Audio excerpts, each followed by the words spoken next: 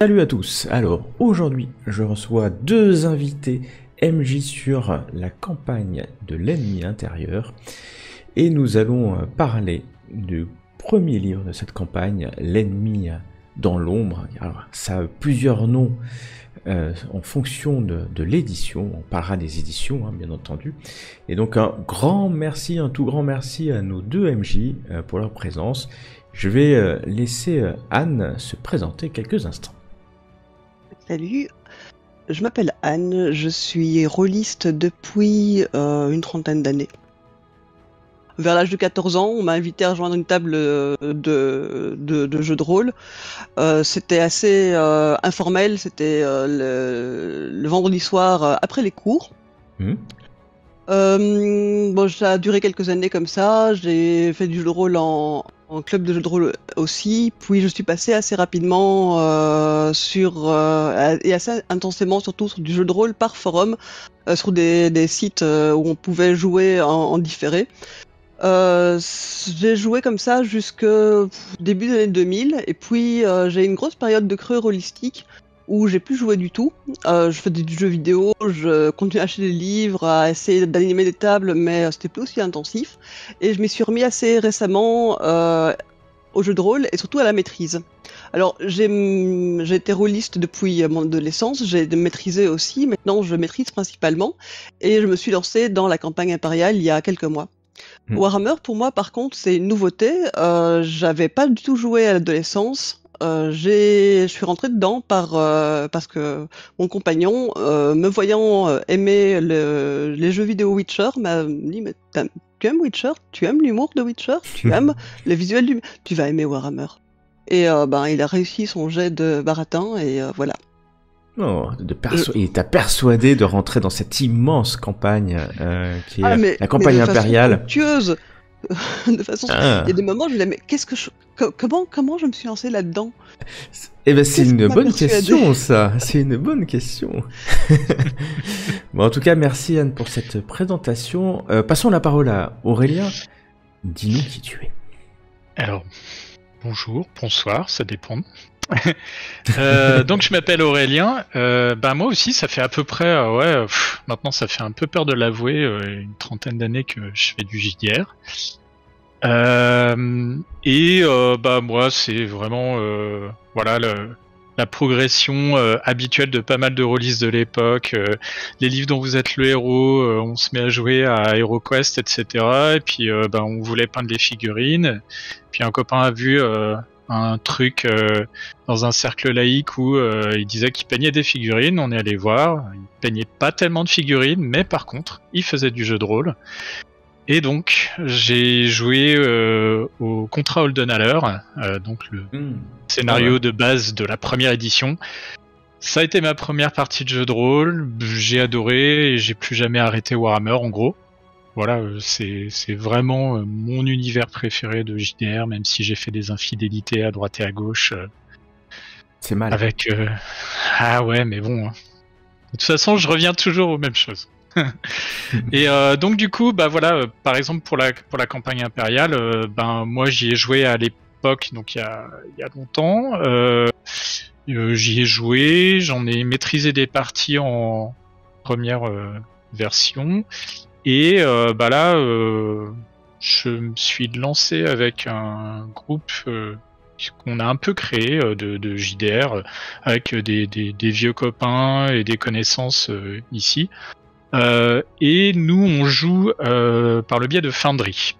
Et on s'est lancé dans l'ennemi intérieur version 4. Il y a... je sais plus, 1 an et demi, un truc comme ça. Et donc, en gros, on en est au tout début, du pouvoir derrière le trône. Parfait, merci beaucoup. Alors, donc, on a Anne en la version 1 de la campagne sur table, et puis Aurélien la version 4, 30 ans après quasiment, sur Foundry VTD, donc une table de jeu de rôle virtuelle, donc en ligne. Donc aujourd'hui, nous allons parler de la partie qui s'appelle le premier livre Donc Enemy in Shadow, Ombre sur Boganofen, alors ça dépend comment on le nomme. Peut-être pour l'intrigue en quelques instants, alors je précise qu'il y a du spoil inside total. Spoil, donc si vous êtes joueur, faut dégager. Parce que on va parler complètement de ce qui se passe, et donc c'est pour MJ only, s'il vous plaît. Donc ça commence dans Enemy in Shadow, donc l'ennemi dans l'ombre. Ça commence par cette partie, ce qu'on appelle fausse identité, où en fait les PJ, en se baladant en diligence, vont tomber sur une attaque, et puis on va avoir un des événements clés de toute la campagne, qui est que un des PJ va trouver son clone dans les cadavres suite à l'attaque de cette diligence, et tout cela va amener finalement la trame narrative qui va les amener jusqu'à Boganofen, puisque on va parler d'un héritage si gros que les personnages certainement vont y aller. Ensuite ça va passer par Aldor, je fais assez vite la trame, et on va arriver sur le gros de Ombre de la partie qui s'appelle Ombre sur Boganofen, où c'est plutôt un bac à sable avec à la fois la recherche de l'héritage, mais très vite les personnages vont être lancés dans une intrigue qui va les entraîner à la poursuite de gobelins, mais aussi de rencontrer des personnages très importants de la cité de Boganofen. Tout cela se passe pendant la Schaffenfest, donc une fête très importante rassemblant une partie de la population locale, mais aussi bien plus que ça, tout un tas de PNJ intéressants. Et finalement, si les joueurs se débrouillent bien, ils vont arriver à démêler une intrigue très sombre qui va les amener à empêcher ou pas un rituel fomenté par un démon qui manipule un petit groupe de cultistes locaux. On est vraiment dans la trame de Warhammer, et je pense que c'était une des premières questions que j'avais pour nos deux MJ, peut-être Anne en premier, c'était, comme on est dans l'ambiance de Warhammer, quel est un peu le ton que tu as choisi pour ce... quand je dis le ton, c'est l'ambiance, le ton que tu as choisi pour ce premier livre de la campagne. En univers qui est vachement sombre. Les joueurs jouent dans l'Empire, qui est censé être le principal royaume le plus développé, le premier, le plus fantastique, le mieux, le plus mieux du monde. Qui est un royaume. Alors, dans la version 1, l'univers est pas hyper développé. Il y a beaucoup de choses qui doivent être devinées, qui sont en creux. On ne parle jamais de la moralité de l'Empire, des règles morales, mais on les devine en creux par rapport au repoussoir qui est le chaos, le dieu du chaos. C'est un royaume qui est quand même vachement soumis à la bigoterie. On a peur des mutants, on rejette tout ce qui est maléfique. On brûle sans hésiter des nouveau-nés qui présentent des déformations parce que ça pourrait être des mutants chaotiques et donc le signe du mal qui menace l'Empire. C'est assez sombre et ça pourrait devenir absolument sinistre et glauque, et c'est pas du tout le ton que j'ai envie de donner à ma campagne.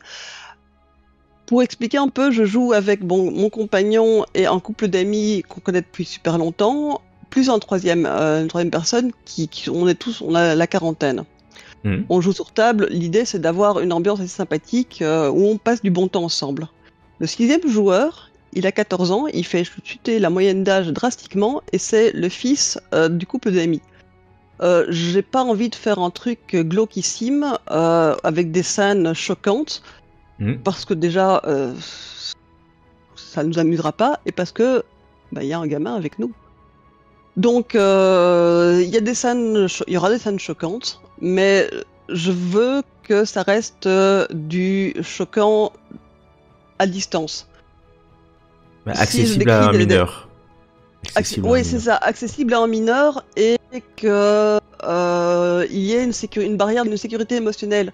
Que si on décrit des choses choquantes, que les personnes ne se sentent agressées. On peut décrire une scène de massacre de village sans, enfin, en étant hyper suggestif. On peut décrire les maisons en flammes, le bétail abattu, les cadavres qui gisent partout, sans vraiment rentrer dans le glauque, le gros plan focalisé et expliquer clairement les scènes de torture qui ont eu lieu. Les gens comprendront qu'il y a quelque chose d'affreux qui s'est passé sans vraiment avoir des images trop visuelles leurs yeux. Donc ça c'est ma volonté. Et du coup, il y a quand même pas mal de scènes qui peuvent devenir hyper drôles, mais en humour grinçant à la Warhammer, dans lequel je plonge avec délice. Ah ben, c'est cool parce que je pense qu'effectivement, il y a l'humour dans le monde de Warhammer et d'ailleurs dans l'écriture de la campagne, il y a pas mal de références humoristiques. Après, et c'est hyper important. Moi, quand j'ai joué, alors je vais pas parler, je vais interviewer, mais c'est pas grave, je vais parler quand même. Quand j'ai joué, j'étais mineur. Et effectivement, c'est quand même accessible, je pense. Bon, mineur mature quand même.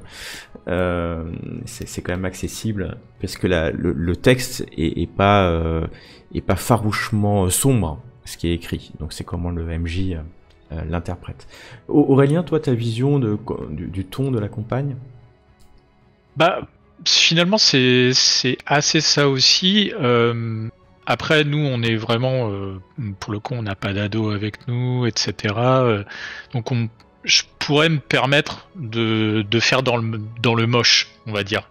Mais effectivement, je trouve que de toute façon, ça marcherait pas bien. Parce que je vois vraiment Warhammer comme alors plutôt quelque chose ou un univers où ça rigole, où il y a des bagarres d'auberge, où il y a des poursuites dans la rue parce que un des joueurs a volé je sais pas quoi, je sais pas qui, etc. Et enfin, c'est plutôt comme ça que j'ai tendance à voir l'univers. Sauf que de temps en temps, au détour d'une rue, c'est là qu'il y a l'horreur. Et c'est ça qui et du coup, pour moi, c'est un instrument narratif, on va dire. Qui permet de recaler un peu les choses, mais finalement, pour moi, le JDR, ça reste toujours le truc où on se rassemble et puis en fait, c'est une excuse pour bien rigoler ensemble pendant plusieurs heures, quoi. Et c'est sûr que du coup, bon, je parlais par exemple des infidélités rôlistiques que j'ai fait à Warhammer, etc. On a joué pendant longtemps à Vampire, l'Âge des Ténèbres, où ça peut être vraiment une ambiance très lourde. Mais même dans ce genre de partie, on avait tous ces moments à rigoler, etc. Et je pense que Warhammer fonctionne vraiment comme ça. Les anti-héros qui galèrent pour ne serait-ce que payer leur chambre d'auberge, etc. Et qui malgré tout doivent en gros sauver le monde, et une fois qu'ils l'auront fait, personne ne les croira parce que c'est des clodos. Voilà. C'est un peu ma définition de Warhammer. Et voilà, c'est pour ça que effectivement, en général, on a un ton assez léger, même quand il devient évident que la société, surtout le haut de la société, est vérolé, etc. quoi. Je pense que ça marche le mieux comme ça, effectivement. Ouais. Et puis voilà, c'est pas,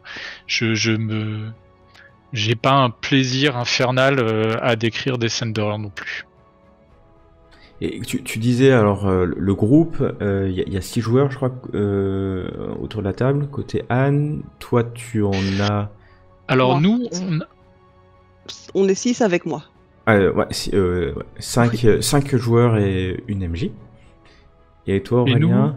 Alors on est 4. En gros, c'est 33 à 43, un truc comme ça, quoi. Ok. Ça marche. Et donc tu disais groupe de clodos, j'ai bien aimé l'expression.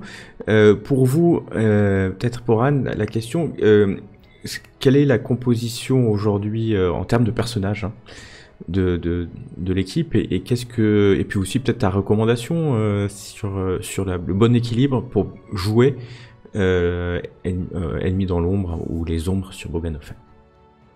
On a 4 lettres. Non, on a 3 lettrés, un filou et un guerrier.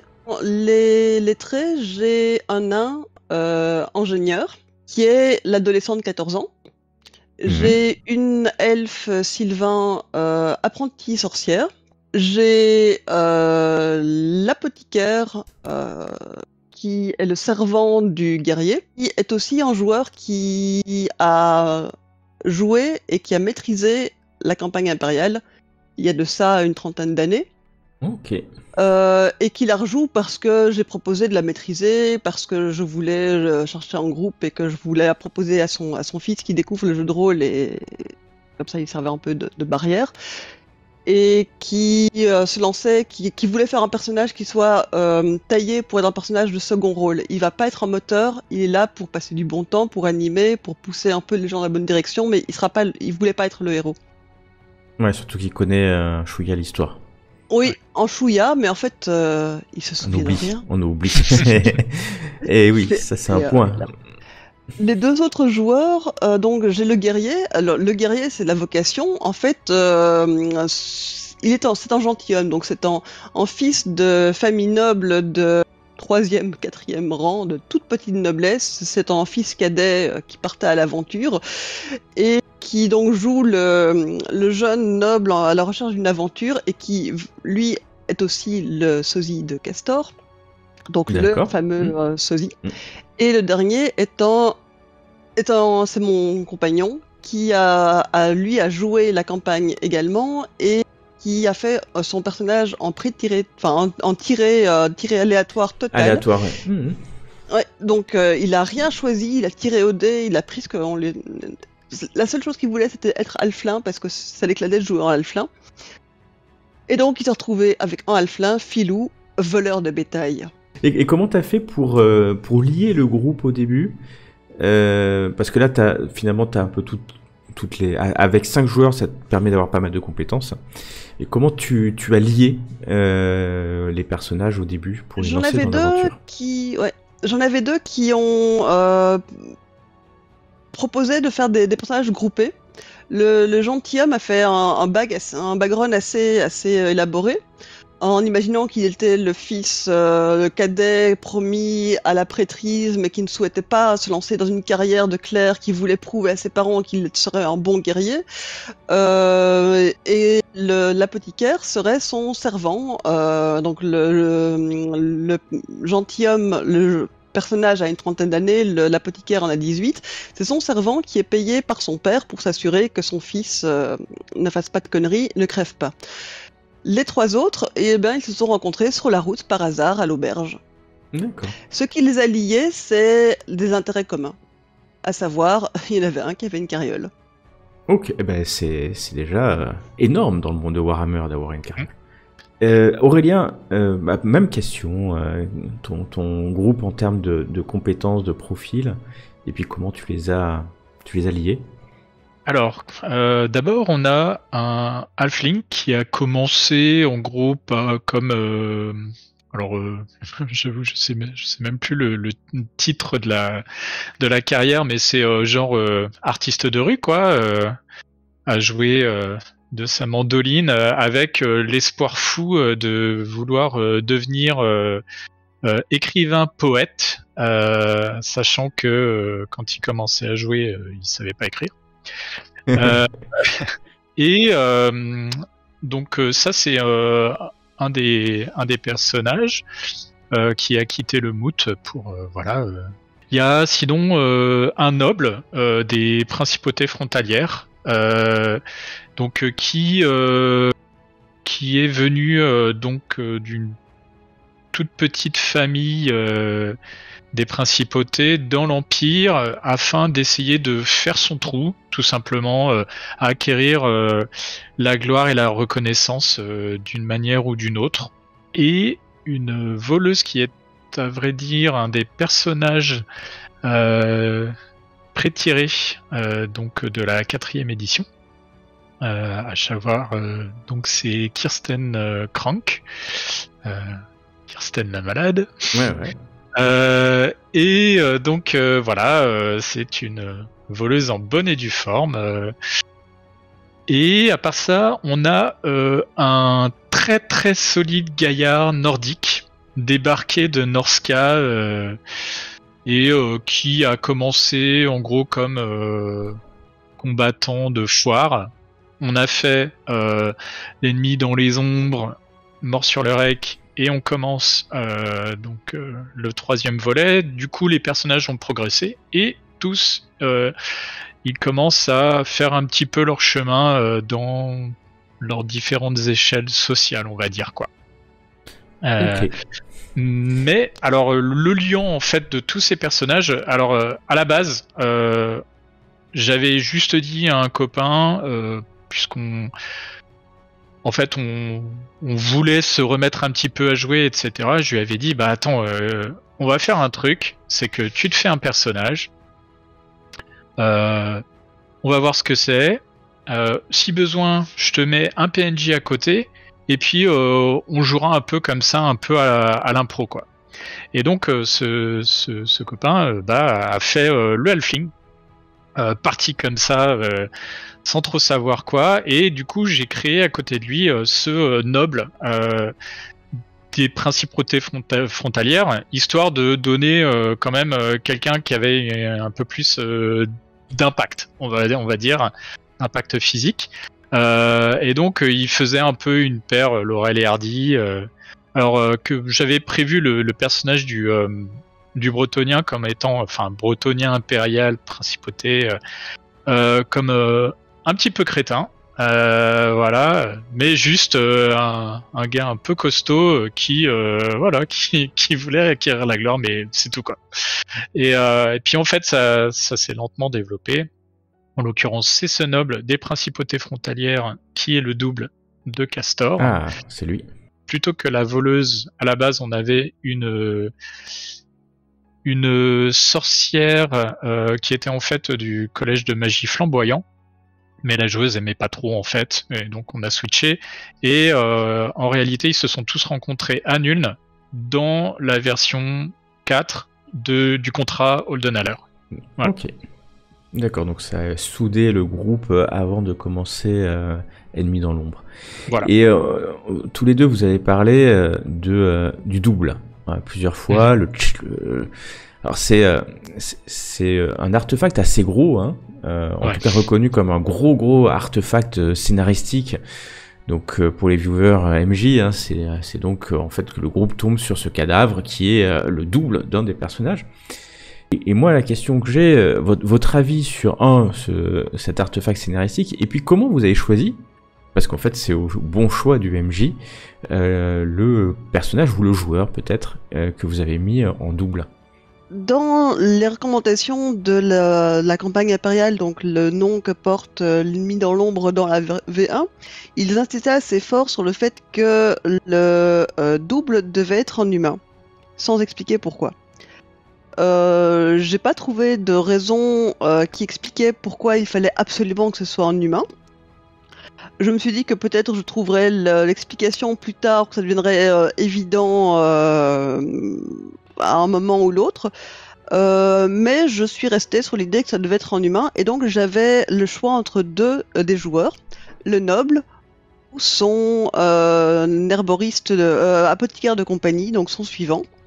Et là le choix était vite fait, c'était beaucoup plus intéressant que ce soit le noble, qui lui était aussi le joueur qui n'avait pas encore fait la campagne et qui devait être plus mis en avant que l'apothicaire qui avait déjà joué et qui voulait être en rôle de second plan. Et ça me permettait éventuellement de trouver un background où ils seraient en frères bâtards, l'un de l'autre, des choses du genre. C'est pas mal, c'est une très bonne idée parce que effectivement ça manque un peu de... Enfin pour moi c'est vraiment c'est un bon entrée en matière de la campagne, c'est intéressant, mais honnêtement, ça n'a pas ni queue ni tête. Mais paraît-il que dans le dernier opus, on a l'explication. Semble-t-il. J'ai lu, j'ai pas vraiment trouvé. Aurélien, toi? Voilà, moi j'avais le même genre de questions aussi au départ, et puis finalement, je me suis dit, ouais, bon, c'est vrai que c'est, à la base, j'ai considéré que cette histoire de double, c'était, ça allait tomber un peu dans le panier. Bon, on est tous d'accord que c'est une convention scénaristique grosse comme une maison, vous la gobez et on passe quoi. Donc c'était je suis parti comme ça, on l'a tous un peu pris de cette façon, et puis bon, on a continué. Alors après, il y avait quand même le truc marrant du surjouer pour. Donc moi, c'est le noble aussi, hein, des principautés qui s'est dit formidable, 20 000 couronnes ou je sais plus, voilà, un montant complètement absurde, avec le halfling qui lui disait non mais tu te rends bien compte que c'est complètement idiot et que c'est complètement impossible. Et on était du coup, enfin c'était marrant parce que on était constamment sur ce fil du c'est possible, c'est pas possible, est-ce qu'on y va quand même, etc. Et donc et j'ai jamais donc j'ai pas poussé dans un sens ou dans l'autre, et du coup ça donnait des discussions marrantes parce que voilà, il y avait des fois on brisait le quatrième mur, des fois pas, et puis finalement bon, ils se sont dit bon allez, on y va, et puis il y avait quand même la Schaffenfest. Donc ça intéressait un peu tout le monde finalement, et puis voilà, donc c'est vrai que ça c'est la base, c'est pour ça que je pense qu'il faut quand même être un peu clair avec les joueurs et leur dire écoutez, il y a des moments dans la campagne, alors que ce soit dans l'ennemi dans l'ombre ou la suite, où il va falloir que, en tant que joueur, vraiment, pas personnage, joueur, vous soyez un tout petit peu coopératif pour que ça passe. Voilà. Et ça, je pense que c'est un truc dont il faut parler avec ses joueurs, tout en faisant évidemment l'effort du côté du MJ pour que ça passe le mieux possible. D'ailleurs, pour l'histoire de Castor et pourquoi est-ce qu'il y aurait quelqu'un qui lui ressemble comme de gouttes d'eau, voilà, qui passe par là. Bon, en réalité, moi j'ai fini par trouver une explication liée à la famille des Wittgenstein. Le personnage sait maintenant qu'il y a de très fortes chances qu'il soit un Wittgenstein. Ce qui nous donne d'ailleurs des moments intéressants. Et puisqu'il se promène dans l'Empire en signalant qu'il est un Wittgenstein, très content de son statut nouvellement acquis de très vieille famille noble. Alors bon, autant vous dire que tous les personnages qui croisent font tout le temps des jets de généalogie, etc. pour ne pas le retrouver. Ils sont au courant du pédigré de la famille. Mais bon, enfin c'est sympa, et finalement voilà, comme ça je suis retombé sur mes pattes à peu près. C'est intéressant ce point-là parce que moi aussi j'ai trouvé une histoire. En fait, on est 3 MJ et on a trouvé une histoire derrière, un peu quand même pour. Et je pense, moi, je conseille à tous les MJ d'avoir une histoire un peu plus que par hasard je tombe sur un clone. Ah ouais. Et finalement, on l'a tous fait, tous les trois fait de manière assez naturelle. Moi, je dirais pas parce qu'aussi un joueur peut regarder, mais c'est lié à la famille des PJ, puisque ce sont 3 cousins, mes PJ. Et voilà. Donc ça c'est la scène un peu qui va envoyer les personnages vers Boganofen. Ça va être vraiment la grosse flèche, mais il y a la Schaffenfest, il y en a d'autres. Moi je voulais passer, Anne, si toi tu devais dire les 2 scènes, alors je vais mettre une contrainte en mettant 2 scènes uniquement à choisir, les 2 grandes scènes principales pour toi de cette partie de la campagne. De la campagne, sachant qu'elle couvre donc 2 scénarios différents dans la V1. Erreur sur la personne, qui est censée être en scénario se terminant avec une fin, et on sur Boganafen, qui se passe à Boganafen, qui pourrait commencer sans avoir fait la partie 1. C'est dur d'en choisir 2. Le gobelin à 3 pattes. Le fameux gobelin à 3 pattes de Boganafen qui s'échappe et qui entraîne les PJ dans un scénario d'enquête qui va leur faire découvrir tout le sombre complot qui se trame dans cette ville. Parce que c'est aussi une scène qui interpelle très fort les personnages eux-mêmes. À savoir qu'on leur montre en spectacle de monstres avec un gobelin, qui est quand même une créature dans l'univers de Warhammer qui est l'ennemi naturel, par excellence de l'Empire, plus des nains et elfes qui pourraient être présents dans les joueurs. Ça a beaucoup fait cogiter les joueurs. La scène de course-poursuite ensuite a été assez épique. À savoir qu'il faut que le gobelin arrive à s'échapper, mais il faut aussi que les PJ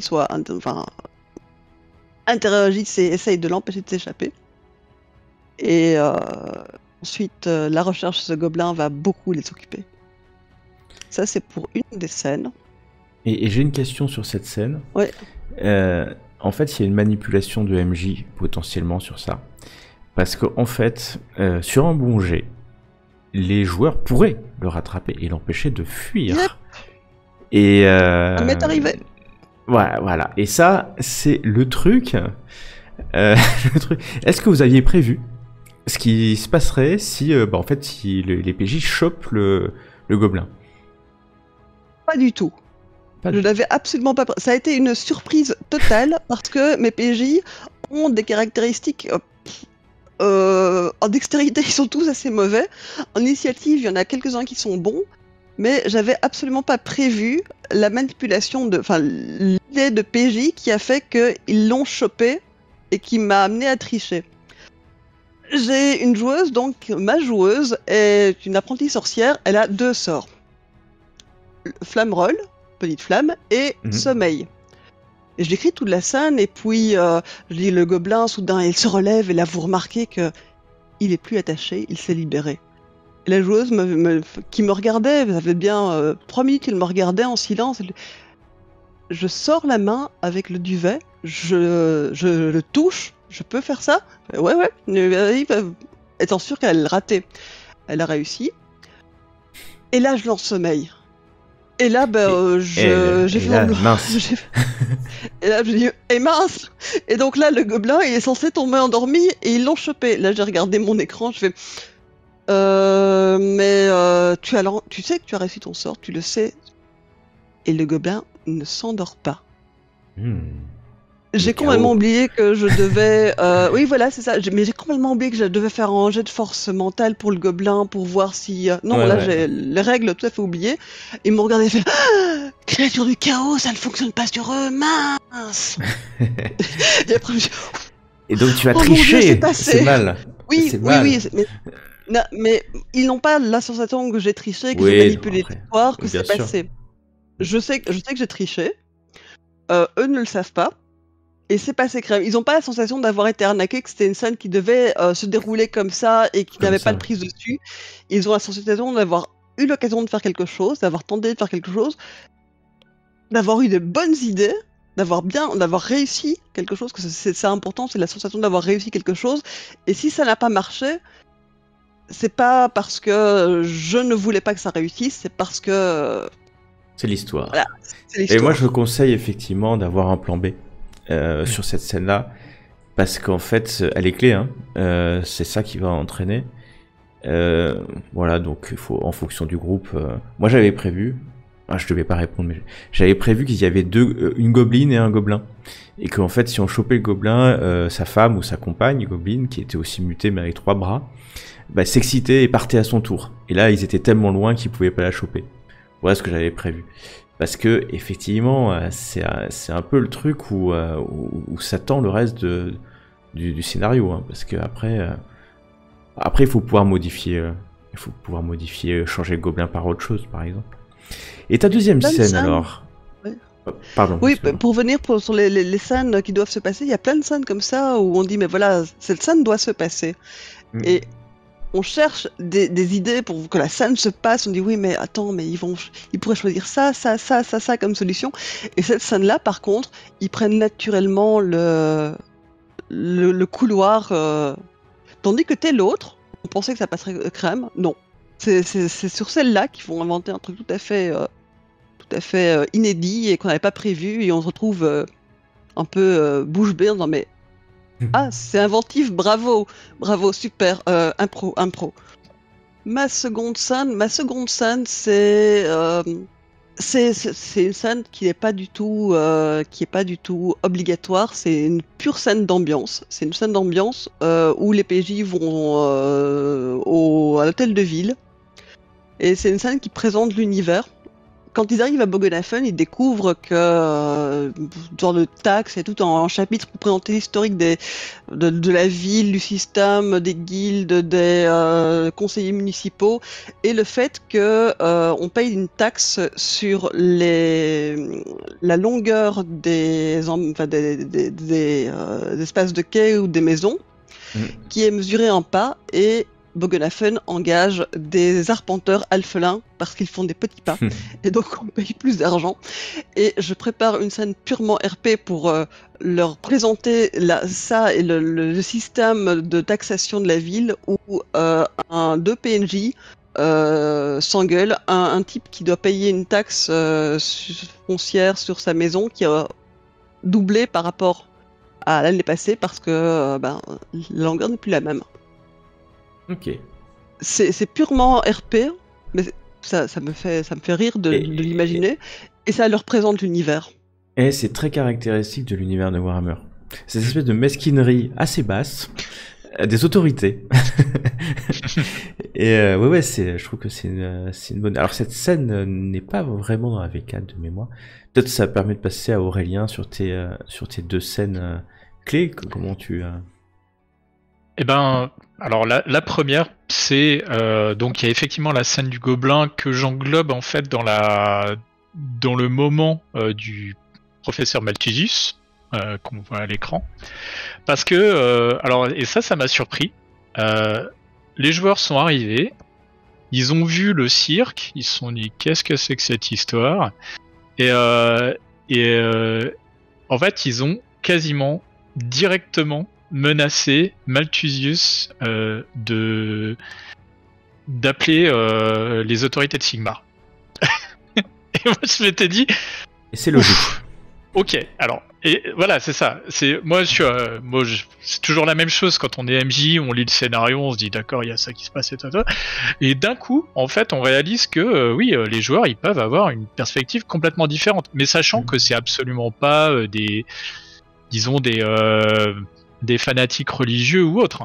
Absolument pas. Alors ça a changé un petit peu au fur et à mesure du scénario, mais là non. Et je sais pas pourquoi. Voilà, ils se sont dit oui, bon, on va convoquer les autorités religieuses. Enfin, c'est n'importe quoi. Et du coup, il y a eu un moment marrant parce que il y avait Malthusius qui était un peu en train de se demander oula, est-ce que j'ai peut-être pas plié bagage en fait.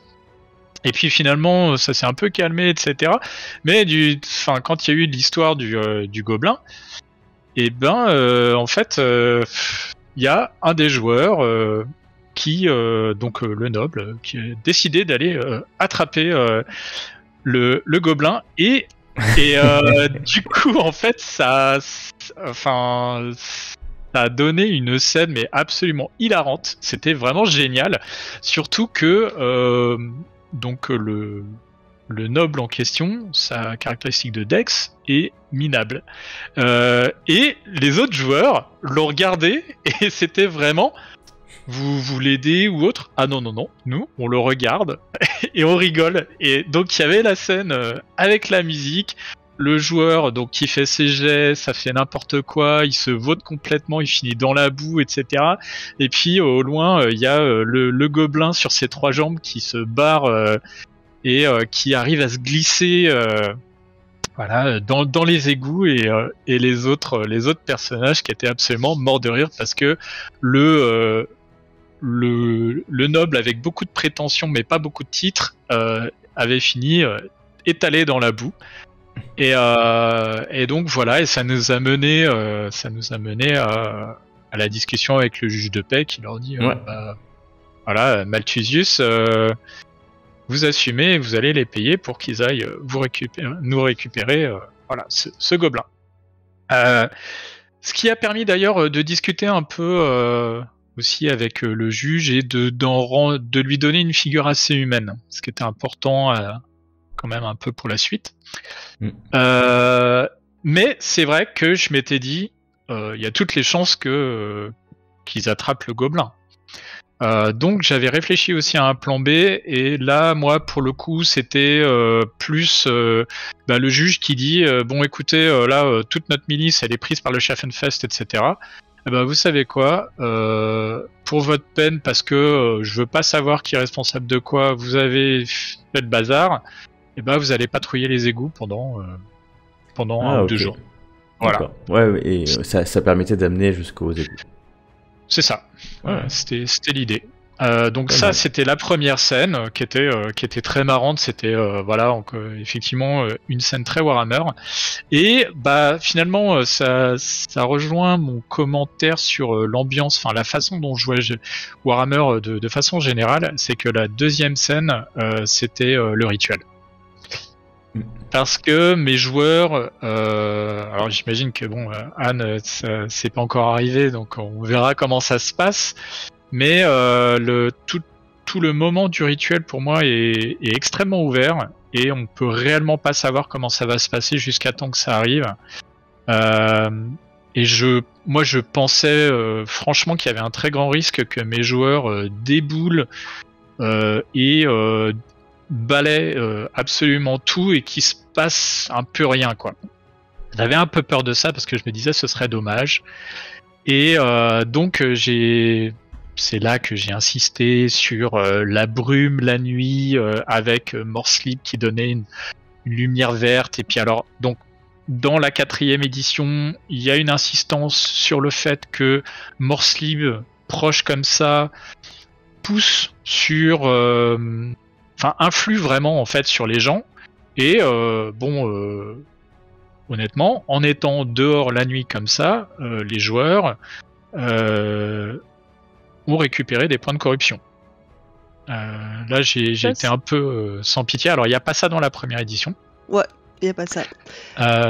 Mais même, je sais que j'ai un joueur, en l'occurrence le Halfling, lui a vraiment joué en fait le Morslib qui devenait de plus en plus présente et insistante, et il a joué ça comme altérant vraiment sa santé mentale. En fait, il s'est il s'est rendu coupable de 2 meurtres de façon hyper impulsive, et ça a surpris tout le monde et tout, mais voilà, il a joué comme ça et c'était franchement pas mal.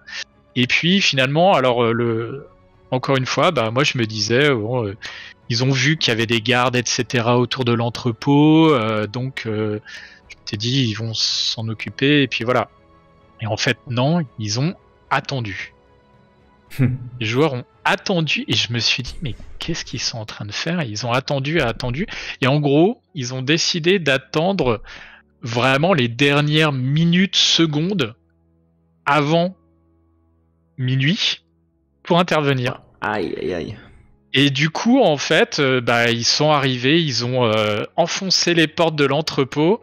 Et là, j'ai mis, donc je leur ai dit, vous entendez quelque chose en sourdine, donc, et j'ai commencé à jouer quelque chose en fond qui vient en fait de la BO de Doom, où il y a des chœurs extrêmement graves qui psalmodient quelque chose. Et quand ils ont ouvert les portes, donc là, j'ai lancé à fond le son, et ils sont arrivés du coup devant le cercle avec tous les membres de l'Ordo Septenarius.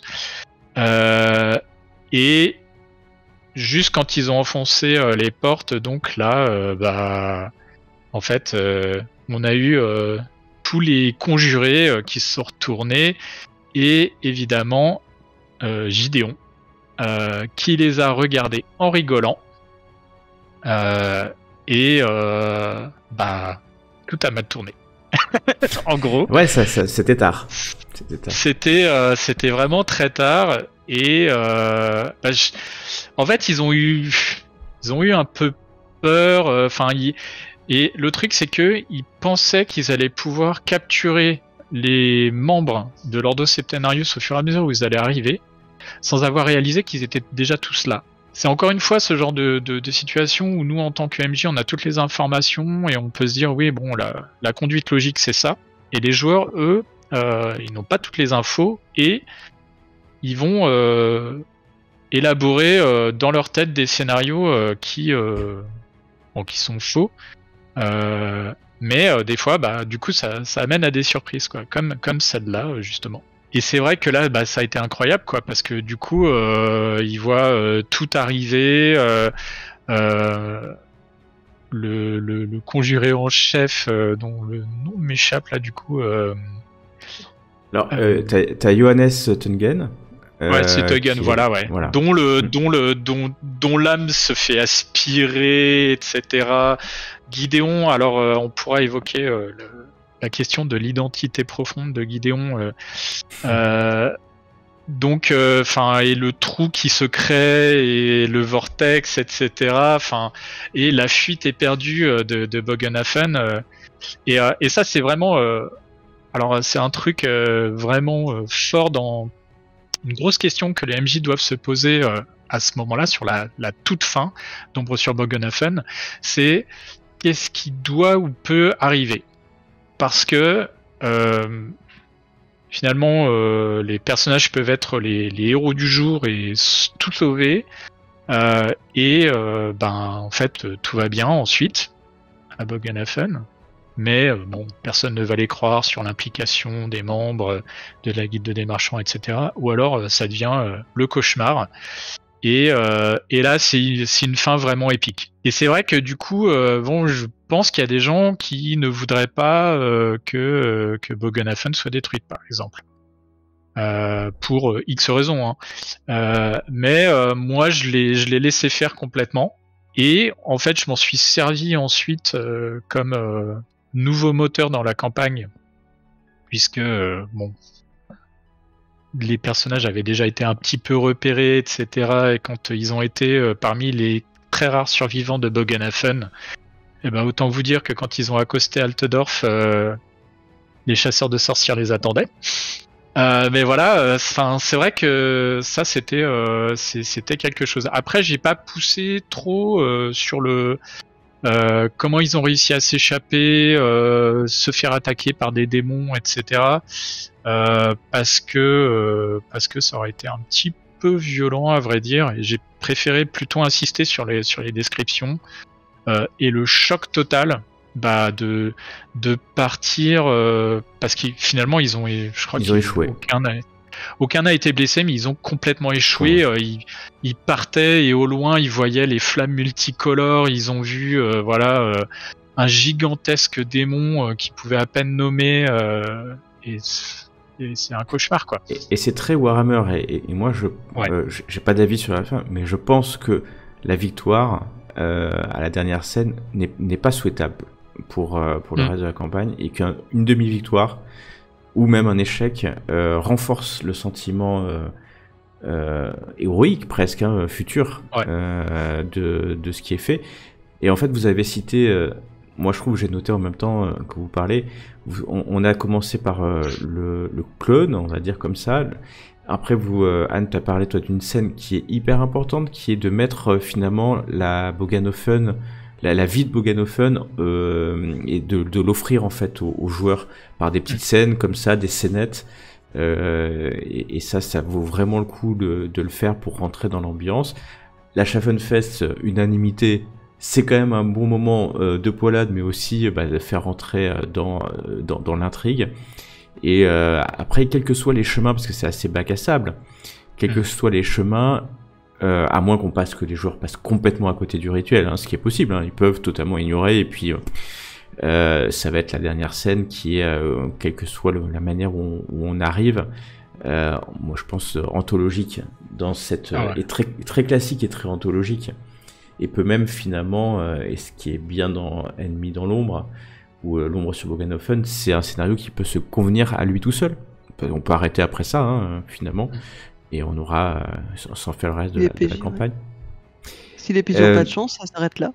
Et ça peut vraiment s'arrêter là. Alors après, il y a les points de destin dans les deux éditions de mémoire. Dans la première, je suis sûr, il y en avait, même dans la quatrième aussi. Oui. Ouais, ça permet bon. de survivre.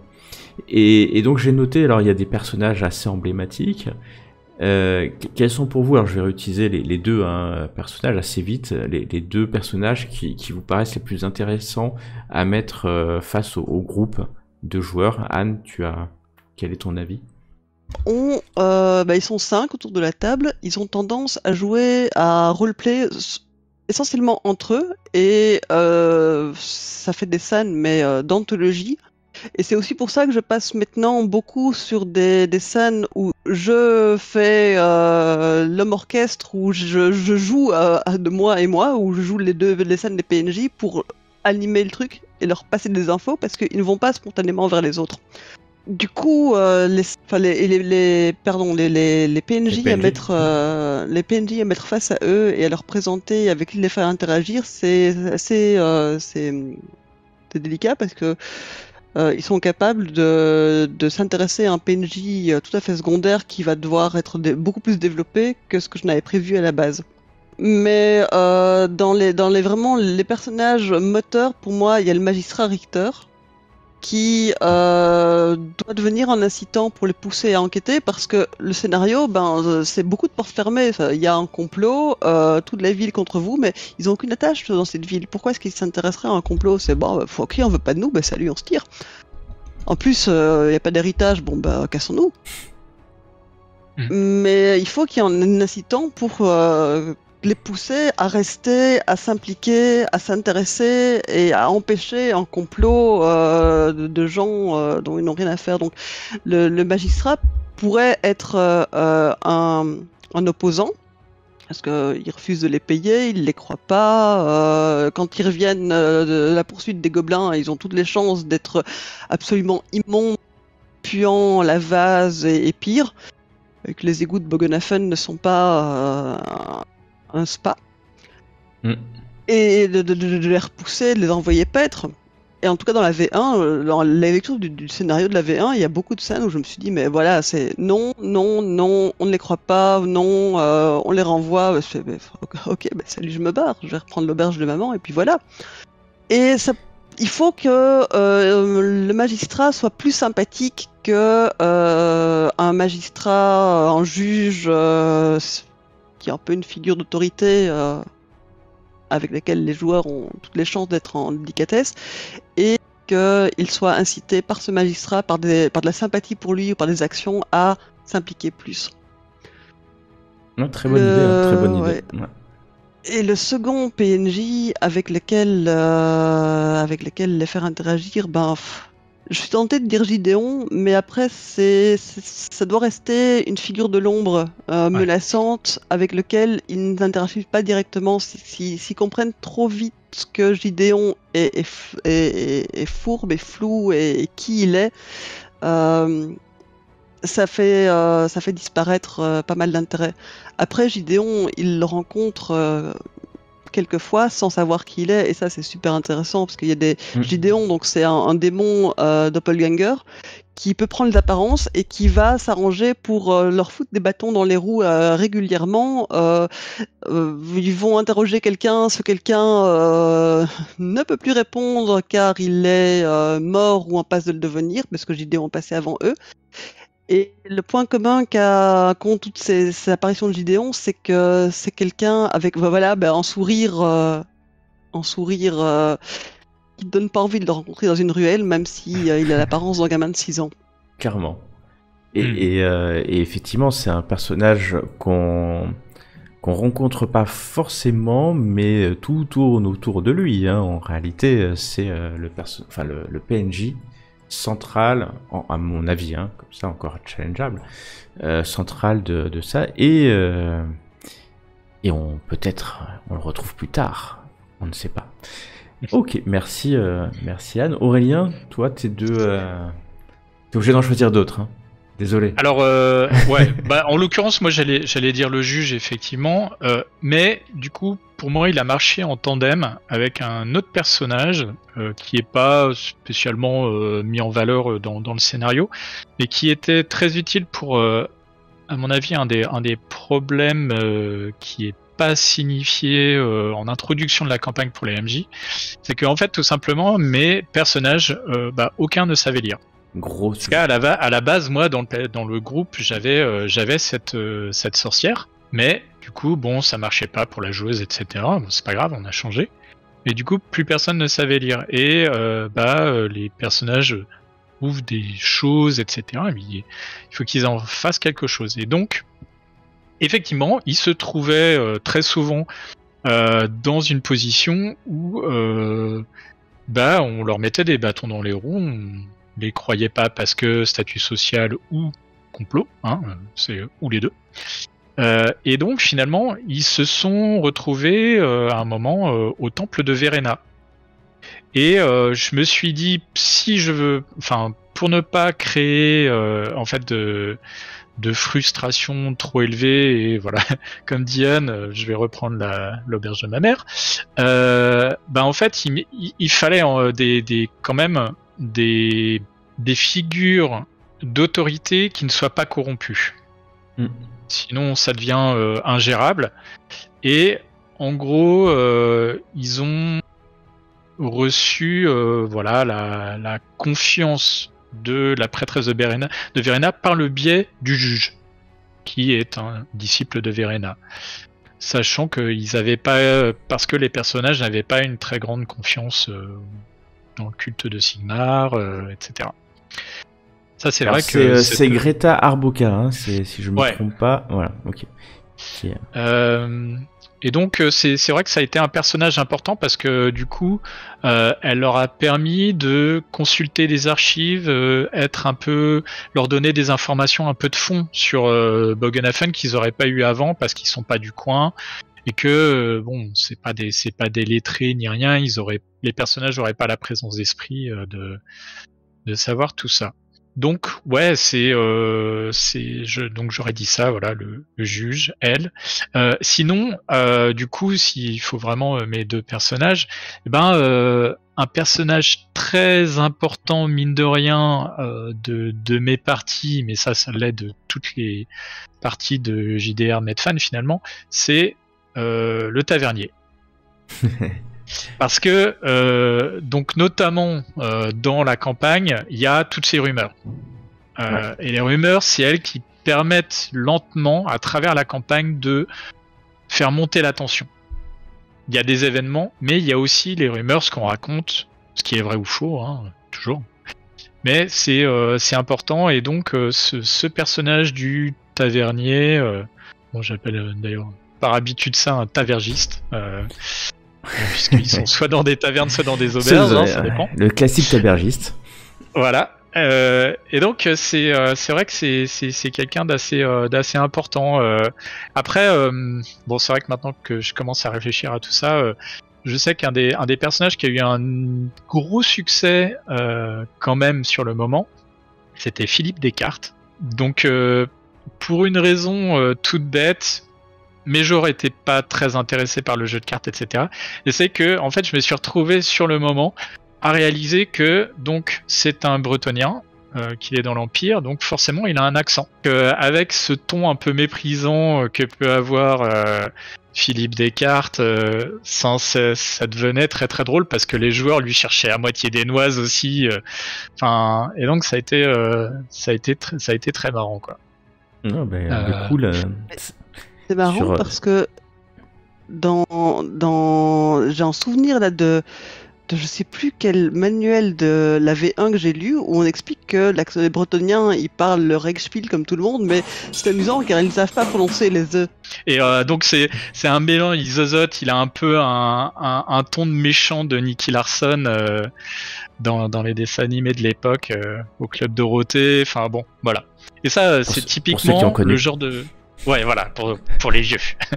Et ça, c'est typiquement le genre de personnage, de PNJ que je fais pour m'amuser moi en tant que MJ. Typiquement, ce sont des PNJ comme Philippe, c'est des PNJ récréatifs.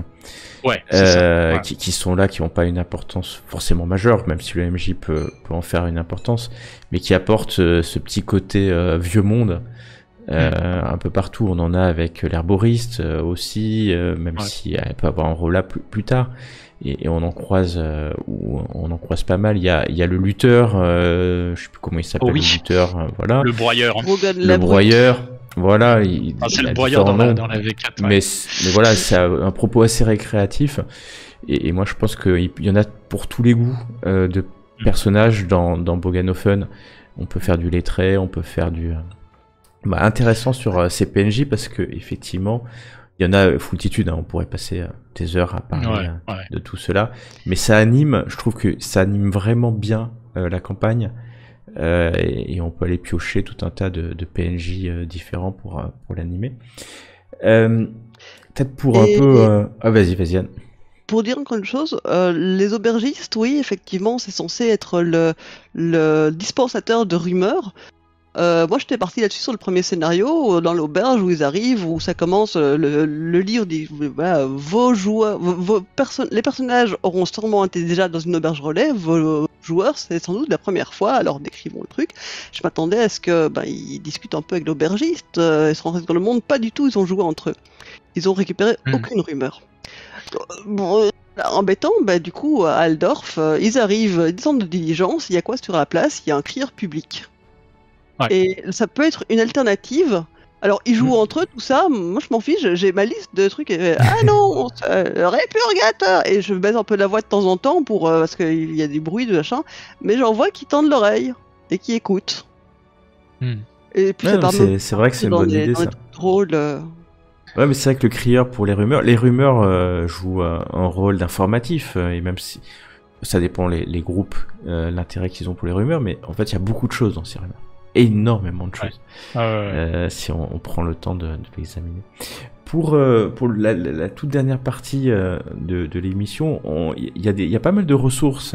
On pourra en parler des heures. Hein, moi aussi, tiens, du coup, j'ai envie de raconter un peu comment ça s'est passé. Mais alors déjà, il y a pour les viewers, il y a des groupes Facebook assez actifs, enfin même très actifs.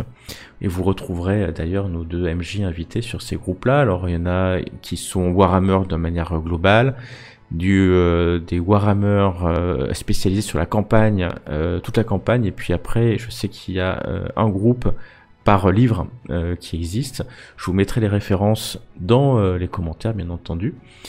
Je sais aussi que Anne, toi, tu as participé à la traduction d'un ouvrage qui était en anglais, qui aide à la campagne de la V1. Tu peux nous en dire deux mots?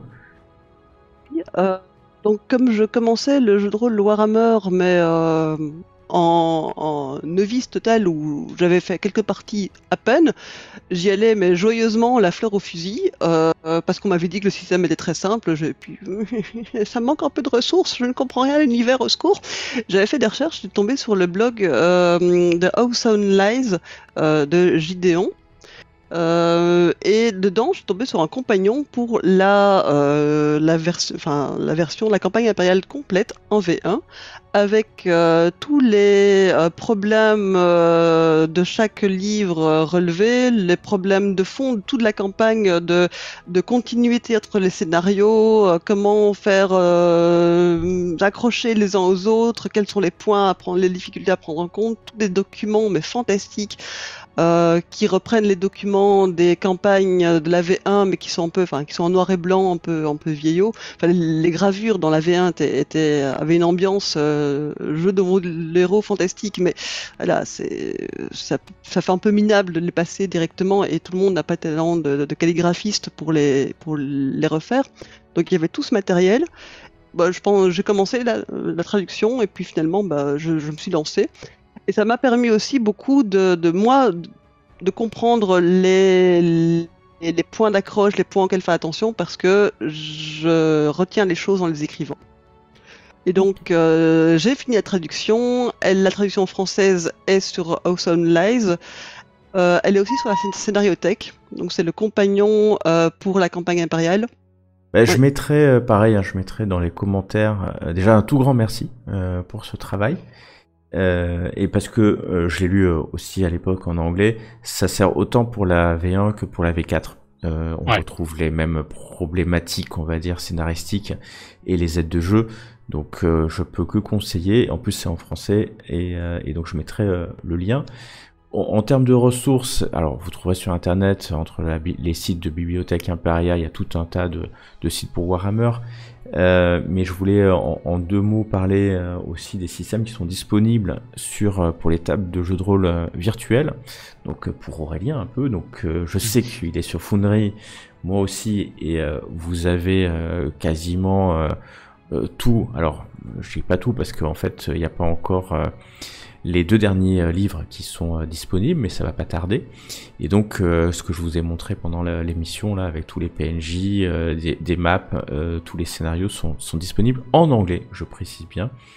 On trouve aussi sur Let's Roll le système Warhammer, mais il n'y a pas de contenu la campagne. Et puis il y a Roll20 aussi, Fantasy Ground qui fonctionne bien.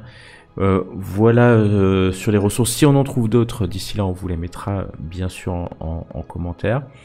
Et donc merci Anne, merci Aurélien, et je suis sûr que nous retrouverons bientôt pour Mort sur le Rec. Oh oui. À bientôt. À bientôt.